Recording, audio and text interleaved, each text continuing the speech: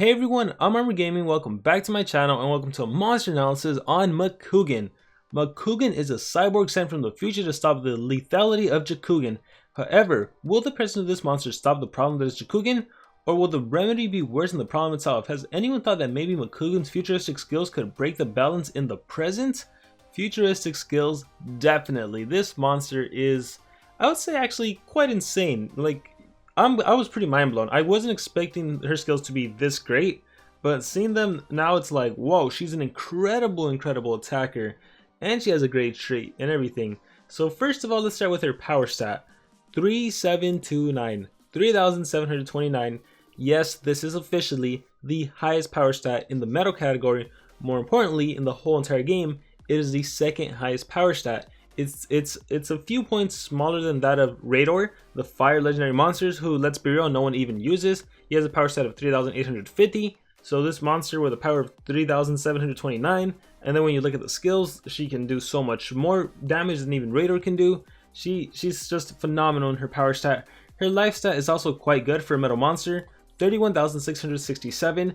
In the metal category, this is the 7th highest stat, and it's tied with monsters like Scarabord, Talos the Allen Protector, Automatronicus, Talos the Forgotten Artifact. No, I think Forgotten Artifact actually has less. So like Allen Protector, Automatronicus, and Scarabord.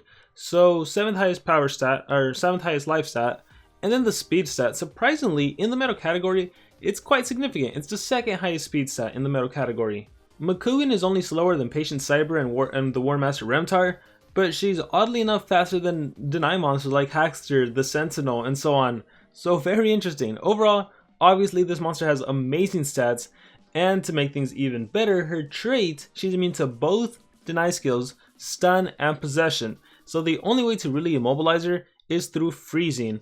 And in the metal category specifically, there's not really monsters that freeze out there, right? No metal monster that can freeze comes to mind. I'm sure it may exist, I'm pretty sure it exists, but no one comes to mind. So great as far as the traits books, I'm not sure right now. Relic slots, it's your typical attacker relic setup, a mask and a sword. Fortunately, with the mask, we can play around with a lot of stuff. We can do enemy stamina drain, we can do stamina recovery. Although I don't think this monster really needs that much stamina recovery. You're gonna see her stamina is very low cost for her skills. You can play around with giving her even more damage, you know, equipped to Balthazar's mask. There's a lot you can do with this. As for the sword, it's kind of similar, you know, depending if the enemy's stunned, frozen, or possessed, you can give yourself armor, you can deal extra damage. If you have, it depends, right? But typically this is the attacker relic setup. So with that being said, let's just get right into her skills. Her ultimate attack, Mako Strike, removes positive effects from all enemies, and it's really great when an ultimate or any skill starts off with this because it removes any buffs, any shields, any evasion the enemy monsters may have. It applies metal weakness to all the enemies. Notice how it applies metal weakness before dealing the heavy metal damage. So this 60 is actually more like 90 AoE damage to all of the enemy monsters, regardless if they're metal based or not, because you apply metal weakness. So that's awesome. And on top of that, it also applies nanovirus to all the enemies. So you remove good effects, you give them metal weakness, you hit them hard with essentially 90 damage thanks to the metal weakness, and on top of that, if they're still alive, you're going to hit them with nanovirus, which blocks positive effects, so they're not going to be able to life regen, or I mean equipped life regen ability. They're not going to be able to put some sort of shield up, they're not going to be able to give themselves evasion. They're sitting ducks. And then on top of that, nanovirus will also drain their HP. So great ultimate for this monster. Moving on over to skills group 1, just some things to notice. This skill right here, 50 damage, spammable because it costs no stamina, and spammable because, well, it doesn't have a cooldown. So if all else fails, if you're out of stamina, if you have nothing, you can use this. And this is actually really useful considering there's so many stamina relics that just zap your stamina to 0. And in the metal category, there are so many cooldown activated monsters. Or, you know, Patient Cyber comes to mind. I think Baroness has cooldown activated. Timerion, the OG cooldown activated monster. So you have a skill you can utilize. That's awesome. Good things gone. I don't think this one's that significant. Lithium Charge, another interesting skill. Only a 10 stamina cost. Spammable. 30 AoE. Not bad for a skills group 1 spammable AoE skill. So yeah, these two are worth thinking about. Keep in mind, now that we can change skills for free, you don't really have to give it too much thought. If you find yourself in a scenario where you're fighting Timerion and you're slower, and you can't give yourself evasion, or you can't stop Timerion from doing cooldowns activated, you might want to give yourself one of these 0 cooldown skills, probably Assassin. But anyhow, let's move on to skills group 2. Slice and Slash deals heavy metal damage to one enemy, applies bleed to one enemy. 50 damage, 22 stamina cost, 1 turn cooldown, and it applies bleed. This one's rather meh to me. Iron Maiden is amazing, I personally think. Deals minus special damage to one enemy and applies metal weakness to one enemy. That's why it's amazing. Oh, it also gives you an extra turn. That's why it's amazing. So it deals 40 special base damage. This is helpful against other metal monsters. It only costs 23 stamina cost with a 2 turn cooldown.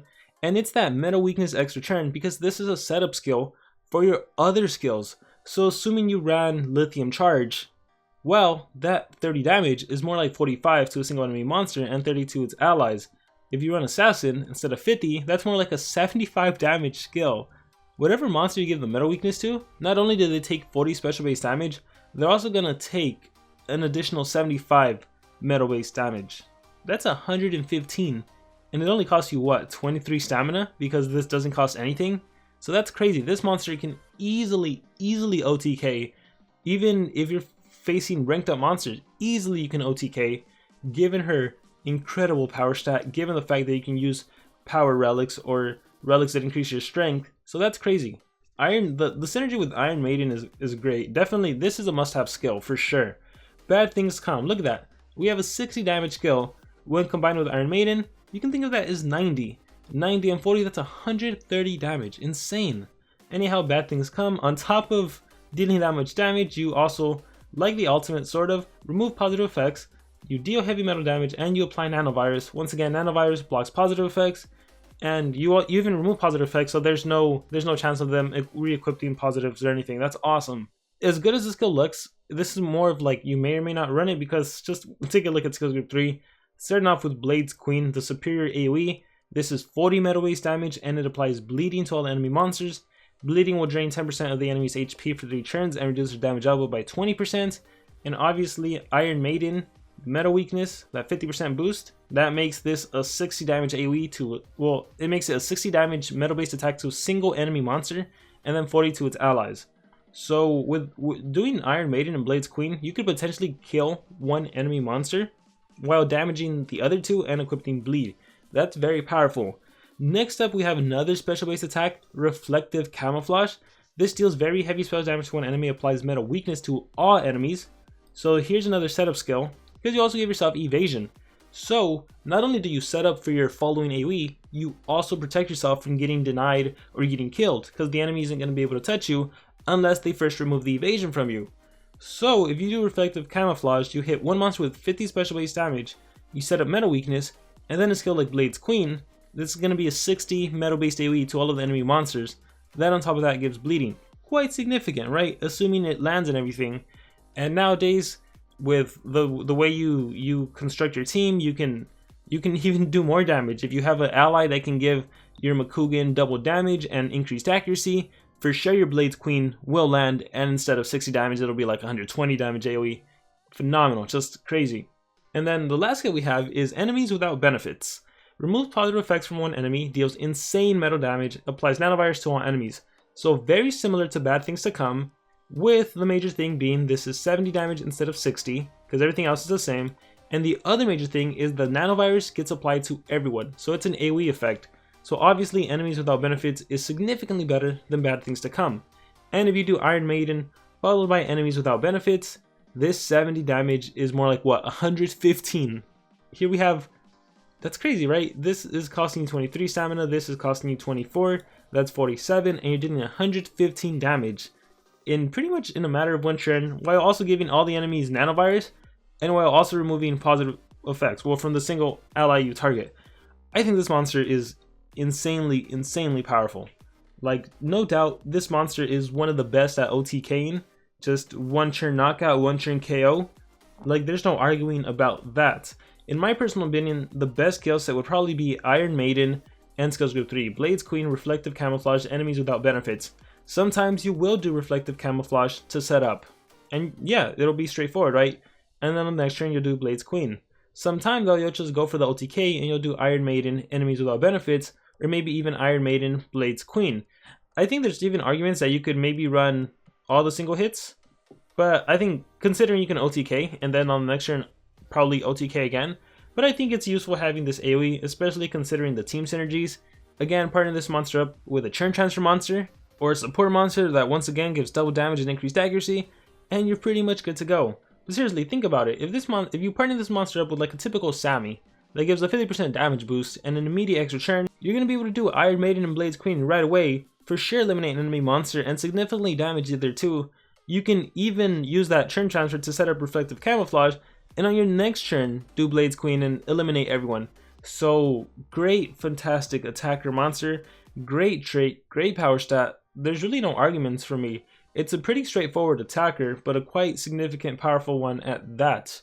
What I would say for this monster in terms of runes is you go with your typical rune setup. Assuming you have this monster level 100, you probably do 2 strength runes and a speed rune. You can do 2 strength runes and a team speed. You can do a high level strength, a speed, and a team speed. You can do a high level strength and 2 team speed. You can always vary, right? It's gonna be no life on this monster, no team strength, no team life, none of that stuff, no stamina. It's pretty much gonna be speed or team speed and definitely 1 or 2 strength runes. And again, this really depends on what rank you have this monster. If you're fighting ranked up 130 monsters, probably 1 strength rune isn't going to cut it if your Makugan is level 100. But if your Makugan is like 115, maybe 1 high level strength rune is enough. But I'd say the majority of players are probably going to need 2 strength runes, and then you want to give her a speed rune because you don't want her to be too slow where she doesn't get a churn in. So anyhow, that has been my analysis on Makugan. Overall, a great, fantastic monster, but that's my analysis on Makugan, so now I want to hear your guys. Let me know what you guys think about this monster in the comments below. I look forward to reading your guys' comments. Thank you very much, and I will see you all next time.